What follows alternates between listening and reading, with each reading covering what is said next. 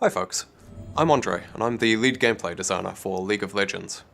We've recently just put out our preseason patch for the year, and preseasons and mid-seasons are sort of the times where we can make bigger changes to the game, sort of improve things long-term, or address issues that are too disruptive to be dealt with during the year. The removal of Aegis Aura, for example. And recently we've been receiving a bunch of questions about how we feel this preseason's gone, what's been good, what's missed. And I wanted to sort of share some thoughts with you, because that's a great question, about the lessons we've taken away from preseason. This preseason gave us some sort of valuable lessons around how we communicate stuff to players. With, say, a new champion, a good approach can often be to sort of start gradually, revealing information slowly, sort of teasing, here's a comic, here are some ability details, here's some backstory, here's finally them on the PBE. And that can be sort of a pretty fun journey for people that are interested and engaged with that concept. By contrast, for say broader gameplay changes, such as plants or masteries or whatever, we think it's much more important in retrospect to sort of give people all the context they need to understand how this thing works, what its impact will be, etc. right up front. And in retrospect with plants, we didn't do a great job of that.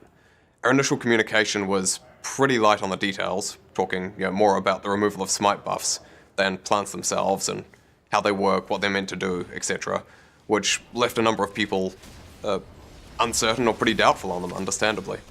So what we'd like to do in the future is find better ways to give people the full context, all the details, about some of our changes when we're doing things like plants or masteries or whatever. Maybe that means sort of videos of full playtest games, so you can actually get a real feel for what these things are like in sort of realistic game setting. Or maybe that means we need to get stuff onto the PBE, really shortly after we've sort of been talking about it and revealing it initially. But doing things like that should lead to sort of, we think, much sort of clearer discussions and sort of do a better job on our part of giving you guys the context you need to understand what we're trying to do, at least. Another thing I wanted to talk about was the class updates and what we've learned from those, both in the Assassin update itself and looking back at some of the previous ones.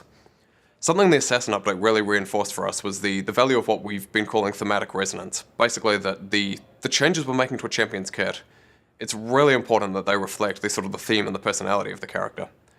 That's something we've put a lot of focus on with new champions already, and this has sort of really driven home to us the value of keeping that sort of focus when we're updating existing characters, even in a small way. Things like the wall jumping on Talon, or the blade pickups on Katarina is both really well tied in with their theme, their personality, the sort of feel you get off them. Make those feel much more sort of natural and intuitive. In part because I think in some of the past ones, especially the older ones, we sort of sometimes missed that, going for novelty or distinctiveness at the expense of things that felt right on the champion.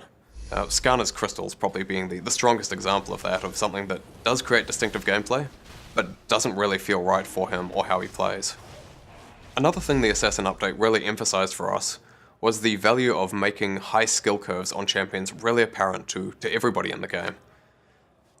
Katarina, for example, has a much more sort of difficult mastery curve than she used to. There was already a moderate amount there. We've added some extra on as well, though, but it's been done in a way that is really sort of apparent to both the Cat player and to everybody else in the game, whether she's doing really well, doing really poorly. That means you play around it, you can sort of celebrate those successes, or celebrate those cases where you shut her down really hard. By contrast, in our sort of previous update with the mages, we added some mastery curve to Vladimir, for example, but it's done in a less apparent way.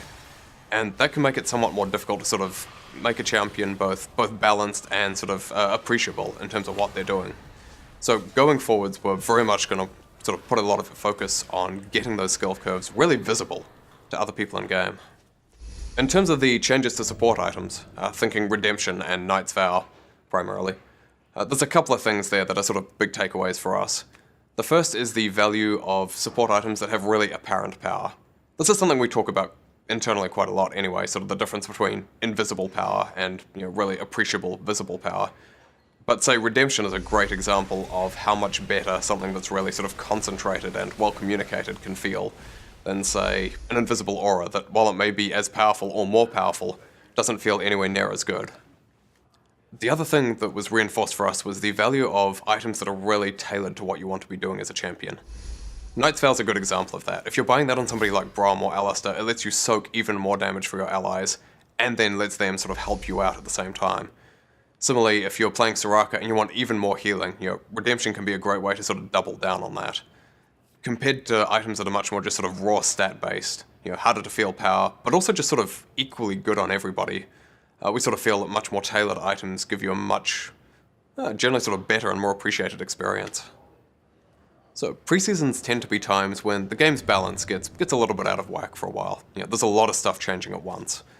And that was actually a bit harder than normal again this year, since we were introducing a new queue and doing some MMR resetting at the exact same time those gameplay changes were going out. So that meant that for a sort of a couple of week period there, it was a bit harder for us to get a sort of a good read on what was out of line and what we should be changing. Because of that, we're actually going to be doing a balance hotfix a week after patch 624 to try and catch some of those outstanding balance sort of problems. We'd originally planned for 624 to be the final balance patch of the year, but it looks like there's a few things that we should address that we won't have in that patch. Nidalee, for example, is probably underperforming pretty hard in the new jungle, so we want to take the opportunity to sort of patch that sort of stuff up, rather than just leaving it over the entire holiday period. Something else we've also been trying to focus on more this preseason is making systemic changes, to items or masteries, before we change champions. This time this means looking at things like Courage of the Colossus, which has been way too strong, or Fervor of Battle, too weak, Blade of the Ruined King, also too weak, and addressing those in a patch and then looking at individual champions that are also affected by them later. The goal there is to not, overly nerf a champion when the item was actually the problem, or, overbuff or fail to buff a champion enough when we should have been addressing that sort of foundational stuff first. Finally, this preseason has also been a really good reminder to us of the value of getting people from outside of Riot in to playtest our content really regularly and consistently. In particular, sort of the right people who have, deep knowledge of the champions we're reworking, or a good understanding of the game, who can deliver that feedback in really, sort of constructive and useful ways.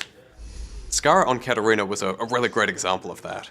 He's played a lot of Cat, he understands the game well, guy communicates really well too, and we got him in to play a couple of work-in-progress kits, which was really helpful, both as sort of a gut check on, hey, where are we going, and what sort of impacts do we think this sort of stuff will have. That's something we're going to be looking to do much more consistently next year. It's something we've done intermittently in the past, and I think would benefit an awful lot from sort of really focusing on more in the future. So those are the big things that have been on our minds in terms of sort of lessons from gameplay changes in this year's preseason. We're certainly not done in terms of follow-up work for it though. We've both got some more balanced stuff coming shortly, and then a bunch of sort of both balance and tuning sort of follow-up early next year. I hope this has been a sort of an interesting and helpful look at some of the stuff we've been thinking about, and thank you for watching.